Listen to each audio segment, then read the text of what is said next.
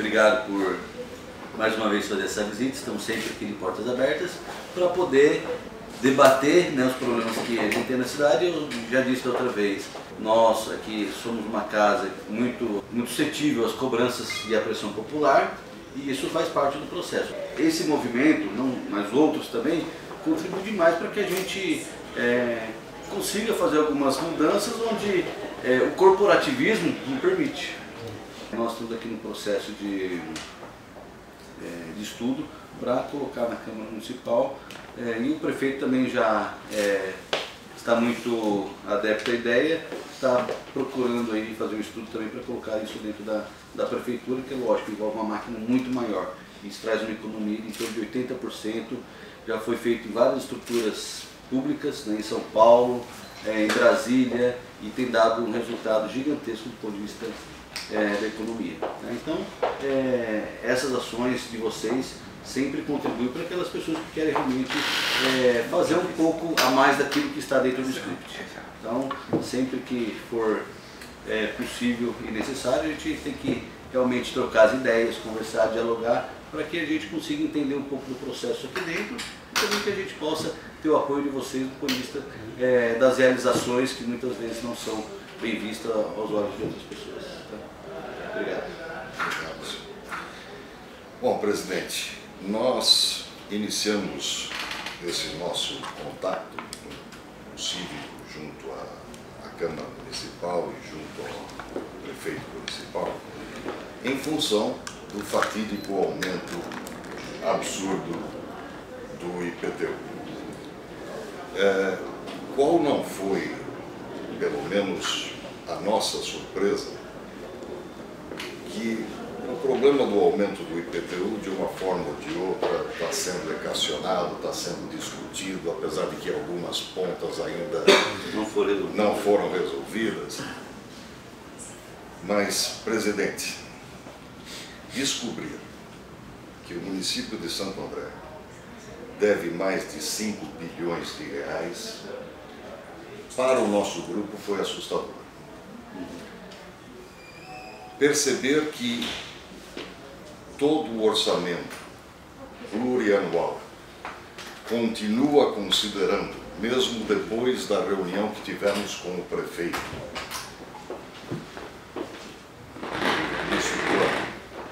onde ele nos assegurou que não iria mais apresentar obras de ficção, que esses orçamentos são obras de ficção, ou seja, prevêem uma receita que é o dobro daquela que possivelmente será realizada. E com isto, tinha no artigo 3 de toda a lei orçamentária de cada ano que estima-se a receita e fixa-se a despesa. Ou seja, na realidade se deveria estimar receita e despesa, e não fixar a despesa. De uma forma ou de outra, toda a legislação brasileira, pelo menos desde a Lei de Responsabilidade Fiscal, foi criada para que não se gerasse déficit público. Eu não estou falando só de Santo André, eu estou falando do Brasil inteiro. Muito bem, de uma forma ou de outra, os políticos e os gestores dos municípios, dos estados e da federação encontraram modo e maneira de driblar toda essa legislação, que é bem feita, a rigor é bem feita, e os déficits estão aí para, enfim.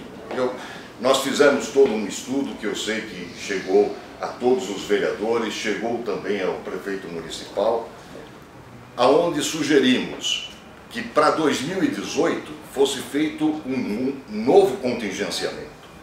E que para 2019, já que a lei chegou aqui e que deve ser aprovada até junho, que os vereadores, que a Câmara Municipal possa tentar consertar essa situação deste orçamento que está prevendo uma receita de 3 bilhões e 400.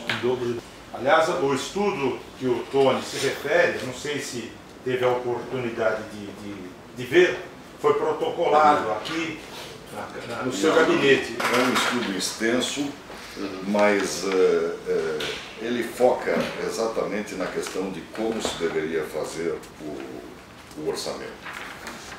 Fala sobre exatamente todos os problemas com relação à lei de responsabilidade fiscal, com relação às regras de ouro, né? Quer dizer, o Brasil, na realidade, deveria seguir estas regras.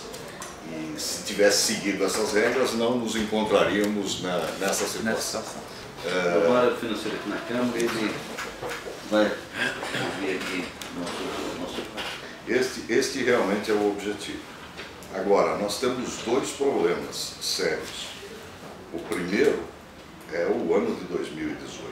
Nós estivemos numa audiência pública, a última audiência pública, e o secretário de Finanças nos mostrou um quadro onde ele prevê para este ano de 2018 um déficit de 111 milhões de reais.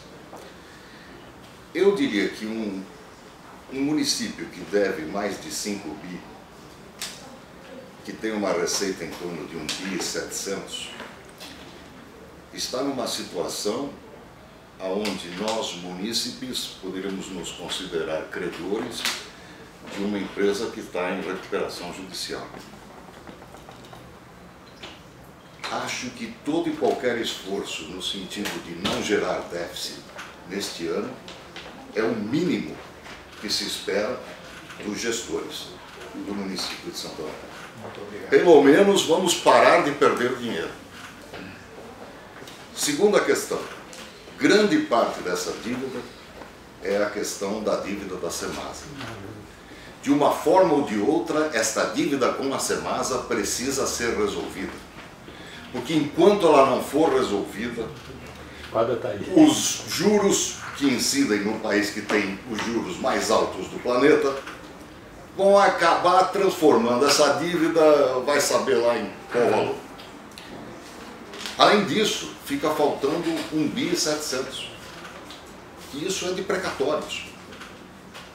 Ou seja, o município reconhece que deve em precatórios exatamente a receita de um ano. Um orçamento. Então, é lógico que todo e qualquer esforço é bem-vindo, mas o esforço necessário é muito maior do que aquele que foi feito até agora. Ou todos nós nos conscientizamos que essa dívida ainda pode ser de alguma forma equacionada, ou então, o que é que nós vamos deixar para as futuras gerações? Outra coisa, se essa dívida tivesse sido constituída para que, de alguma forma, nós tivéssemos serviços adequados... Não foi. Não foi. Vamos responsabilizar esta gestão, gestão passada, gestão anterior. Não importa, isso já não importa mais. O que importa é a situação que nós estamos hoje. Quem foi o responsável pela dívida da Semasa? Vou voltar atrás lá, Celso Daniel. Não, agora não importa, a dívida é do município, a dívida da Semasa, nós somos munícipes, nós vivemos futuro, aqui. Não é do passado. É isso, a dívida é nossa. Disse bem o Wagner. Se fez uma conta lá, o secretário de Finanças disse o seguinte, olha, cada munícipe de Santo André deve 5 mil reais. O prefeito disse, não, a dívida é muito maior do que isso aí, tá certo. O Wagner disse, não, é 7 mil. Depois o Wagner pensou bem e falou, 7 mil para cada munícipe? Bom, 90% dos munícipes de Santo André não tem 7 mil. Então, na realidade, sobra 10%. Esses 10% têm uma dívida de 5 bi, aí a conta dá diferente. É lógica. A conta dá diferente. Então, o que nós queremos é o seguinte, nós fizemos estudos, nós temos, na realidade, hoje, à disposição, seja pela internet, seja pelo portal da transparência, enfim, os números estão lá. Eu, sinceramente, pensei que depois da reunião com o prefeito, pelo menos nessa parte de orçamento, a coisa seria diferente. Não foi. Nós ainda estamos pleiteando a reunião com o prefeito, porque neste caso específico do orçamento, o mais importante é conscientizarmos o prefeito de que 2019 está aí e que ele precisa fazer mais contingenciamento. E outra coisa, para 2018, a Câmara Municipal tem que nos ajudar, tem que ajudar os cidadãos de Santo André. Chega de déficit. Chega. Bom, se eu falar algumas coisas, Tony, eu não costumo deixar muito as rebarbas para trás, não, até porque o que a gente vive hoje é reflexo dos erros do passado, e a gente tem que sempre registrar os erros do passado para poder não cometer os mesmos equívocos no futuro. Com relação à dívida, apesar de ser dívida futura, eu sempre faço questão de lembrar, apesar de termos aí vários adeptos, vários apaixonados pelo Celso Daniel, vou dizer para você que o Celso Daniel, sem mínima sombra de dúvida, ele cometeu a maior atrocidade para a cidade de Santo André, justamente por conta de todas as dívidas que nós temos hoje, justamente relativa ao seu período. Nós temos precatório, essa dívida do precatório do Alzira Franco, que é uma dívida gigantesca que está se pagando. Tivemos os 25% dos funcionários públicos, que ele acabou não dando esse reajuste para os funcionários. Todos os funcionários recorreram na justiça e todos ganharam. Hoje, o maior precatório que nós temos na cidade tem sido pago também obrigatoriamente. Temos a dívida do SEMASA, que começou justamente na época que ele, na sua segunda gestão, ele começou a questionar o valor da água e depositava, aí ele achava que era, o SEMASA cobrava R$3, ele achava que era R$1,50 e ele depositava e pagava somente R$1,50. Só que da população ele cobrava os 3. Se ele entendia equivocado, o correto era pagar os 50, mas cobrar da população os 50. Tá? Tivemos também o precatório do Guaraciaba e temos outro precatório que eu não lembro qual é. Tá? Se eu não me engano é do cemitério ali do Jardim Santo André. Tá? E toda essa dívida que nós temos hoje é justamente reflexo de apenas 4 anos de mandato do Celso Daniel. Só para finalizar a pergunta, com relação ao tamanho da receita. Tem duas questões aí. Uma questão que é política, que na maioria das vezes o homem público não deixa transparecer, e a outra é uma questão justamente de possibilidade de arrecadação. Nós temos aí grandes projetos encaminhados no governo federal, projetos de 3, 4, 5, 10 milhões, que se for concretizado, precisa estar no orçamento para ele ser realizado. E a outra questão é porque também existe uma possibilidade de remanejamento de todo o orçamento da prefeitura. E pela lei, o prefeito pode remanejar até 30%. Quando você exagera, e aí é uma crítica que eu fiz na época do Aidan, fiz na época do Grana, e fiz esse questionamento do Petrinho. Na maioria das vezes, o gestor público ele exagera nessa previsão, justamente porque os 30% ele consegue fazer um remanejamento maior. Tá? Agora não é mais 30, agora é 15. Então, esse 30% vira praticamente 100%, quando você faz uma previsão muito mais alta. Então, essa é a justificativa. A Lei de Responsabilidade Fiscal fala sobre isso. Artigo 12. As previsões de receita observarão as normas técnicas e legais. Considerarão os efeitos das alterações na legislação, da variação do índice de preços, do crescimento econômico ou de qualquer outro fator relevante e serão acompanhadas de demonstrativo de sua evolução nos últimos 3 anos, da projeção para os 2 seguintes àquele a que se referirem e da metodologia de cálculo e premissas utilizadas. Ou seja, se eu venho tendo receitas de 1.300 bi, 1.400 bi, 1.500, como é que eu faço um orçamento de 3.400? Baseado no quê? É possível, até porque... É que é possível, eu sei, tanto é que estão fazendo. E isso gera déficit fiscal. A cada ano. A cada ano gera déficit fiscal. Mas isso serve para o governo federal. Eu tenho aqui nesse estudo, vocês podem ver, o rombo previsto até 2021. O rombo no Brasil, sabe, projetos que vêm do Brasil, virão nada. Em 2021 ainda tem uma previsão de um vermelho de 70 bilhões. Ô, Tony, não vou entrar nessa questão técnica, mas uma coisa é verdade. Isso estou falando em todas as gestões que, pelo menos enquanto eu estive aqui, não houve nenhum questionamento técnico do ponto de vista do Tribunal de Contas junto à questão da elaboração do orçamento. Claro. Não houve. Claro. Não, é claro. Porque se houve vários outros tipos de questionamento, por que eles não fariam isso? Porque seria muito maior. Se eles questionam, muitas vezes, compras muito específicas, muito bobas do ponto de vista do tamanho da coisa, por que eles não questionariam a elaboração de uma peça orçamentária? Por que o Ministério Público não questiona a elaboração da peça orçamentária? A gente tem aqui a realidade, o Sicoti comentou isso, os orçamentos nunca foram questionados. Ele tem um exemplo muito claro aqui do lado, São Bernardo do Campo, por exemplo. No governo Marinho, sob a proteção do governo Lula, ele teve 2 orçamentos.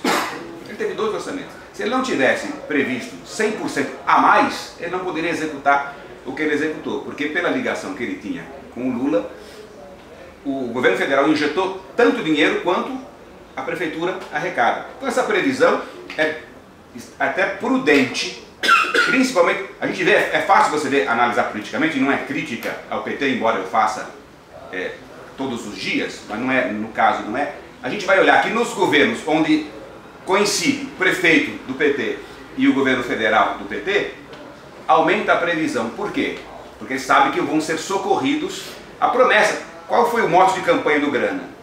Se a Dilma ganhar, já tem R$1 bilhão preparado para Santo André, que a mamãe Dilma vai dar para nós aqui. Se isso não tivesse no orçamento, é óbvio que não estava nem no orçamento, nem no dinheiro, nem na promessa, não estava em lugar nenhum. Simplesmente é mais uma mentira que foi disseminada aí. Mas a peça orçamentária precisa prever isso. Então eu quero, antes de mais nada, louvar o cívico, o movimento. Agora, nós não podemos agir por espasmo e agir por um problema pontual. Está me atingindo agora. Tomara que isso aqui vire um movimento permanente, porque o que nós estamos vendo hoje aqui na Câmara Municipal é reflexo do comodismo de quantas décadas. Verdade. Bom dia a todos. Começar pelo final, na verdade eu ia falar sobre o orçamento, mas começar pelo final. Vou passar pelo Osmar, tá, gente? Eu conheço o Sardano há bastante tempo já, a gente sempre se encontra, mas eu, com todo respeito, discordo de alguns pontos que foram colocados. Reconheço sim que por vezes os governos municipais e estaduais recebem verbas orçamentárias da União, né? Isso não acontece sempre. Estão aqui. Não acontece sempre com o vulto que ele colocou de São Bernardo e Santo André, que na verdade era uma possibilidade. E no limite sempre existe a possibilidade de que a Câmara volte a se reunir para votar um crédito suplementar, né? Então, na verdade, nós estamos transformando aquilo que é excepcional, e a história dos orçamentos estão aí para demonstrar, em algo que é regra. Estamos transformando a exceção em regra. Tecnicamente falando, o orçamento nosso ele não prevê remanejamento, tal como, por exemplo, o orçamento da cidade de São Paulo. Ele prevê a possibilidade de crédito adicional, que é ligeiramente diferente do remanejamento. Algumas espécies de créditos adicionais, inclusive, são 3 espécies, exigem a votação novamente na Câmara, aqui no caso, né, que é a instância do Poder Legislativo Municipal. Então, o crédito adicional é que está previsto hoje na ordem de 15%. É uma diferença que ela acaba sendo significativa, porque você ter créditos adicionais limita a possibilidade de movimentação no âmbito de uma determinada rubrica. Ele não permite pegar de uma rubrica X e jogar numa rubrica Y completamente estranha à secretaria, completamente estranha, né? Então o poder de movimentação que o prefeito tem no crédito adicional é diferente do remanejamento. Do ponto de vista popular, a grande história é o remanejamento. Os créditos adicionais, de verdade, Ele pode ser, mano. Ele pode ser feito através, quando passa pela Câmara. Osmar. Ok, pessoal. Osmar, ele é financeiro da Câmara, ele tem aqui uma vasta experiência nas contas daqueles orçamentos que passa aqui, né, pelo Legislativo e acaba sempre contribuindo. Bom, gente, em primeiro lugar, eu gostaria de enfatizar a questão da participação. Realmente, estou aqui já há 13 anos e todas as audiências públicas para a discussão, a apresentação, o cumprimento da Lei de Responsabilidade Fiscal, né, que são quadrimestrais, é muito decepcionante para a gente não ter a participação popular, né? Então a gente abre, né, geralmente a prefeitura que faz a apresentação, abre, lê o relatório, não há questionamento, não temos público e fecha. E eu acho que é de suma importância, até porque a lei, ela abre, né, essa possibilidade de participação popular e você vê que a população não participa. Então, tanto as audiências públicas da Lei de Responsabilidade Fiscal, quanto a aprovação da lei orçamentária, que também a Câmara promove essas audiências, como da LDO, como do PPA, todas as peças orçamentárias são marcadas audiências públicas para o comparecimento da população e serem discutidas.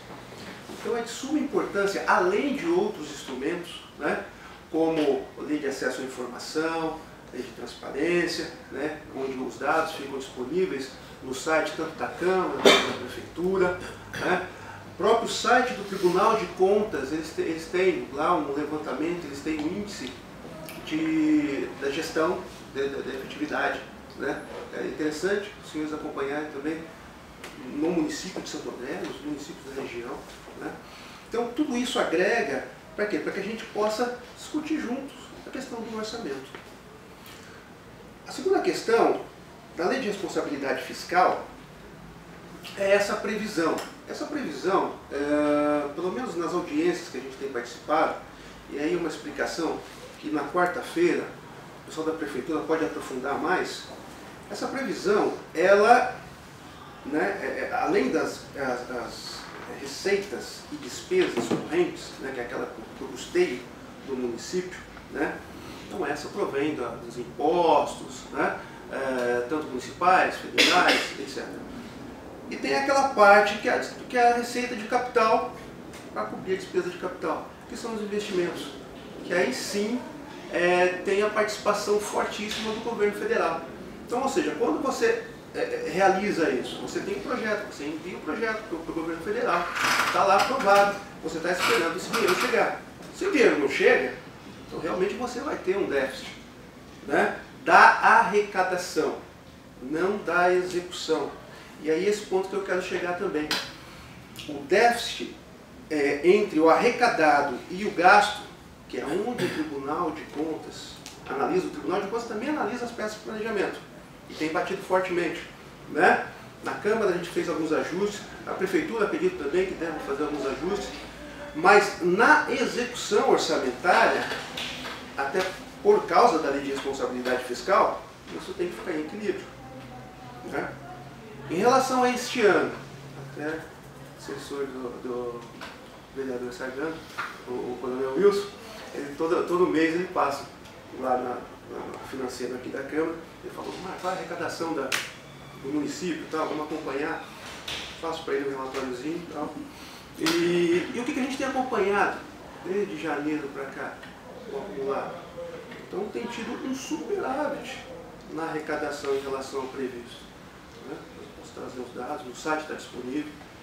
Então o comportamento desse ano, ele está, apesar de estar previsto 115 milhões de déficit, o comportamento da receita, ele está um pouco mais a previsão. E em relação ao déficit, nós vamos lá em relação ao déficit. A Lei de Responsabilidade fala, acho que se não me engano, no artigo 42, que o Executivo não pode contrair nos últimos 2 quadrimestres do último ano de mandato despesas sem cobertura de caixa, né? Então, ou seja, se chegar no final lá de 2020, município de Santo André tiver despesa que não tiver a cobertura de caixa, o prefeito vai ficar inelegível, vai sofrer ação, vai ter apontamento do tribunal. Mas veja, a lei fala no último ano de mandato, que é uma coisa até que alguns professores, orçamentistas públicos, qual é o entendimento deles? Olha, no último ano eu tenho que entregar as minhas contas para o meu sucessor em dia, com caixa cheio, sem dever nada para ninguém. As despesas de custeio, de curto prazo. Mas há um entendimento, e o próprio Tribunal de Contas colabora com esse entendimento, que nos 3 anos do mandato do prefeito, do executivo, você pode ter um déficit moderado. Né? Então, ou seja, se você pegar 115 milhões de um orçamento de não dá 5%. Então veja, o Tribunal de Contas até tolera. Eu não estou dizendo que é o ideal. O ideal é você ter equilibrado as suas contas. Mas nos 3 anos de mandato, o déficit moderado, o Tribunal de Contas vai deixar passar. No último ano não, nem um centavo a menos. Então também tem essa observação a fazer. Osmar, só cortando, tá? Coisa que eu também tenho que sair daqui a pouco. Se existe esse contingenciamento dos valores através de projetos possíveis que tem para o governo, que pode ser que venha em retorno como verba para o município, onde estariam então descritos? Olha, tem um projeto tal que vai vir do governo federal, 30 milhões. Mas isso daí deveria ser então, talvez passado para a gente, quais são disponibilizados para a gente, quais são, para somar, para ver se dá esse 1,5 milhão a mais. Sim, 1,5 milhão. projeto. Haja projeto, né? Sim. Um bi. E que nos últimos 5 anos não aconteceu absolutamente nada. Na crise que nós estamos, não vai acontecer. Não vai dobrar aquele cadastro. Não vai acontecer absolutamente 159 bilhões de déficit do governo federal. Pode sugerir. Não vai acontecer absolutamente nada. Então retira do orçamento. E vamos continuar fazendo mais do ideal. Vamos retirar aí se vier. E apesar de ser permitido esse déficit moderado, se você pegar de gestão em gestão, esse déficit moderado fica nesse 3 bi que nós devemos. Sim. Então é moderado. Moderado é diferente de exagerado. Sim, mas aí foi o que eu falei. É permitido, mas lá no último ano de mandato, isso tem que ser zerado. Você não pode deixar. Não pode passar por. O nosso momento não é de ter aí você fere a lei de responsabilidade fiscal. Nós não queremos aqui discutir um déficit moderado. Nós queremos um superávit. É o inverso. E grande. Nós temos uma dívida enorme e precisa ser paga. Nós precisamos pagar essa dívida, precisamos fazer um orçamento condizente com a realidade, uma pequena oscilação no orçamento, com uma previsão como o Luiz Miguel em destaque, tudo bem. Agora, esse negócio do dobro não condiz com a nossa realidade. Porque o que foi colocado assim, está ferindo a lei de responsabilidade fiscal. Então, dentro da lei, existe essa maleabilidade. Mas é o famoso dribbling. Na realidade, desde que foi criada a lei de responsabilidade fiscal, os gestores no Brasil não fizeram outra coisa a não ser driblar. Não é só problema de número, nós estamos falando de gestão e de gestão de longo prazo.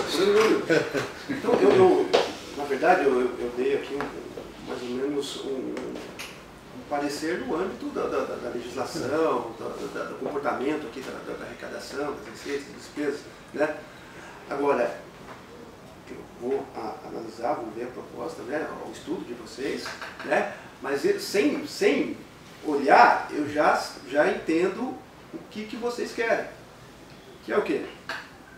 O município tem um resultado primário, um superávit primário, para que com esse superávit primário você vai abatendo a dívida e não mais criando mais dívidas.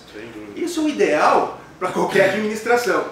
Então, a proposta, né, para o prefeito, né, para a sua equipe da Secretaria de Finanças, é essa. O que vocês vão fazer para ter superávit primário para ir abatendo o déficit? Exatamente. Isso, a proposta é simples. Só fazer um parênteses.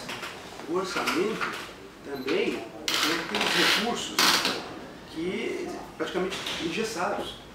25% da educação, 15% da saúde obrigatória. E aí, aquilo que sobra para você fazer a manutenção da cidade, máquina. Nossa, A manutenção da cidade sobra praticamente nada. Como vereador, essa contribuição de vocês é extremamente importante. Na realidade, nesse estudo aqui, eu coloquei até para 2018, eu tenho exatamente a execução, item por item.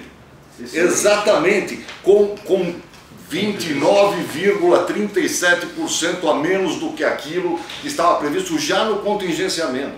E outra coisa, o próprio prefeito, na primeira reunião que tivemos, reconheceu que os orçamentos são obras de ficção. E ele disse para mim, eu já fiz um contingenciamento de 700, ficou faltando 1 bi. Ele já fez um contingenciamento de 700. O problema é esse, a prática. Isso, Tira de mas onde? está aqui, está explicado aqui aonde tem que tirar. Mas então, eu ia fazer uma pergunta para fazer para o presidente, e ele iniciou falando sobre um assunto que acho que vocês não perceberam, que é aquilo que a gente precisa tirar do poder, qualquer que seja ele. Né? E aí eu incluo também o judiciário. Né? Ou principalmente, não é também? Não vou. Principalmente. Nesse momento também não vou dizer isso, mas tudo bem. Vamos incluir também o judiciário, que a gente acaba esquecendo. É importante até a gente fazer também esse trabalho com eles. O presidente iniciou, porque é uma pergunta que eu ia fazer, mas ele iniciou já fazendo a fala do quanto ele tem se envolvido no sentido de reduzir as despesas. Que é aí que, esse é que é o problema. Mas o Satan tem razão também, e o presidente tem razão, e você, todos nós temos razão. Vai tirar de onde? Mas temos que tirar de algum lugar. E ele já sinalizou, reduziu o número de comissionados aqui da Câmara, de não deixar aumentar o número de vereadores, não tem que participar disso. Está reduzindo a frota. Não, isso não está acontecendo. Mas tudo bem, não está acontecendo, mas você tem a intenção de fazer isso. Isso é que a gente tem que contribuir. E aí, nesse sentido, você tem razão. A sociedade tem que apoiar essas intenções. E não só intenções, como a busca de concretizar efetivamente isso. Então, quando surge um movimento desse na cidade, e o trabalho que esse pessoal fez foi extraordinário, porque se adentrou, mesmo sem conhecimento, fazendo uma leitura, porque é importante, se você pudesse nos dispor o Walter em algum momento, vir aqui, vir aqui para que a gente pudesse se integrar e aprender mais ainda, até porque ao final esse grupo vai também dar sustentação às decisões impopulares, porque vão ter que ser tomadas. Então, nesse sentido, eu queria dizer que a minha pergunta foi atendida nesse momento que você iniciou, mas você já iniciou falando isso e eu acho que ficou perdido um pouco depois do calor da nossa discussão, do quanto a Câmara tem feito, né? O Poder Legislativo local tem feito, é pouco, mas já fez o bastante, e pela experiência que eu tenho também, você acaba devolvendo todo final de ano de exercício, se devolve uma certa quantidade de recursos para o poder. Que tem 6%, né? 6%. Que é um montante razoável. Então, nesse sentido, é isso que eu queria colocar. O Tribunal de Contas. Não. Irmão, obrigado pela pergunta. Na verdade, eu tenho sido muito repetido com relação a essa questão da redução dos gastos. Mas eu queria só tomar a fala inicial, porque o Sardano não estava presente. E eu falei, Sardano, da pressão que a gente sofre quando a gente tenta cortar algumas coisas aqui da própria casa e com os próprios colegas. Não é só quando tenta cortar, quando não deixa aumentar. Não deixa aumentar. Então, eu falei justamente isso. A participação da sociedade civil no processo legislativo é extremamente importante, porque a gente vive aqui à base de pressão. Pressão externa, pressão do executivo e pressão do corporativismo que existe aqui na casa. Nós temos aqui ações contundentes, sofremos pressão sempre para instituir alguns benefícios que muitas vezes não está colocado dentro do que é razoável. Né? Na verdade, eu acho que o mais importante é que está faltando a conscientização de todo mundo, até, vamos dizer, desses vereadores ou de todo mundo, da situação que nós vivemos. Eu acho que apesar de falar a lei que precisa implementar o 13º, eu acho que está todo mundo vendo que ninguém mais aguenta pagar imposto, ninguém mais aguenta aumentos. Então, eu acho que o que falta é o bom senso, independente de qualquer coisa, da lei vir, de falar, eu acho que as pessoas têm que parar e olhar e verificar a situação. A consciência de todas as partes, né? Exatamente. Não é só de gestão. Mas eu estou falando no geral. Eu acho que está faltando da classe média, do pobre, do operário, de todo mundo. Eu acho que o que a gente está precisando, na verdade, é pensar o seguinte: nós temos que deixar de ser eu e partirmos a ser uma coletividade, na verdade, realmente. A coletividade de falar o seguinte: gente, o imposto não pode vir só para esse bairro, a coisa não pode ser só para um. Só eu pagar a conta, né? Só eu pagar a conta, certo? Infelizmente, uma coisa eu concordo com o Sardano, certo? As bases, as pessoas carentes vêm aqui, faz a pressão e lembram dela. E estão esquecendo da outra parte, que é a parte média. Que a parte média hoje, a classe média hoje, ela não aguenta mais, ela não está mais suportando. E é justamente por isso que nós estamos entrando nessa crise. Porque aquele que trabalha e fazia alguma coisa e não aproveitava do serviço público, por quê? Porque a maioria, como fala o Sardano, pagava um convênio, pagava as coisas, ela não apresentava, não gerava gasto ao governo, ela só contribuía. Só que, contudo, hoje, do jeito que ela está sendo oprimida, o que está acontecendo? Ela não está mais conseguindo manter plano de saúde, por exemplo? Exatamente. E aí, sabe o que vai acontecer? Ela vai gerar mais gastos ainda à municipalidade. Então, gente, infelizmente, você quer que eu fale a verdade? Qual que é a solução? Só que a solução, na verdade, ela é um pouco dolorida. Porque, entre aspas, a gente teria que deixar de ser um pouquinho assistencialista nesse momento. Tem razão. Nós acordamos. Pela razão A, B ou C, não importa, acordamos. Esse nível de corrupção que nós descobrimos, que nós sabíamos, cada um cuidando das suas empresas, nós sabíamos que tinha corrupção. Mas não de centenas e centenas de bilhões, não para ajoelhar uma Petrobras. Não sabíamos que poderia acontecer o que aconteceu. Então hoje estamos num verdadeiro caos. Esta que é a realidade. Agora, como sair disso? É difícil. Mas, porém, vamos fazer o seguinte: na nossa cidade, podemos parar de ter déficit? Vamos pelo menos parar de ter déficit? É isso. O que precisa fazer para parar de ter déficit? Vamos fazer juntos. Vamos lá, vamos discutir. Agora, vamos resolver os problemas do Brasil? Nossa Senhora, não tínhamos noção. Eu hoje me envergonho de não ter prestado atenção na roubalheira que estava acontecendo no meu país. Eu me envergonho. Como é que nós estamos descobrindo a cada dia que 200 bilhões, 300 bilhões, não, é 400, não, daqui a pouco é um tri. E esse dinheiro não volta. E que vocês nos dão aqui alguma visão do que vocês vão fazer? Vocês se comprometem conosco a buscar uma redução neste valor de orçamento que passa do dobro, que esse é o tema principal, e também buscar um superávit, pelo menos temos aí a palavra de vocês, que vocês vão se empenhar nessa nossa parte nós estamos fazendo, devolvemos mais de 13 milhões de reais. Daqui para frente, o que mas, hoje em diante? Aí tem uma questão que estamos na discussão orçamentária, né? Nós vamos estar aqui na quarta-feira às 15 horas para poder fazer esse debate. Scott, mais uma vez, muito obrigado. Agradeço por ter recebido. Agradeço ao Sardano por ter dedicado esse tempo e o colega.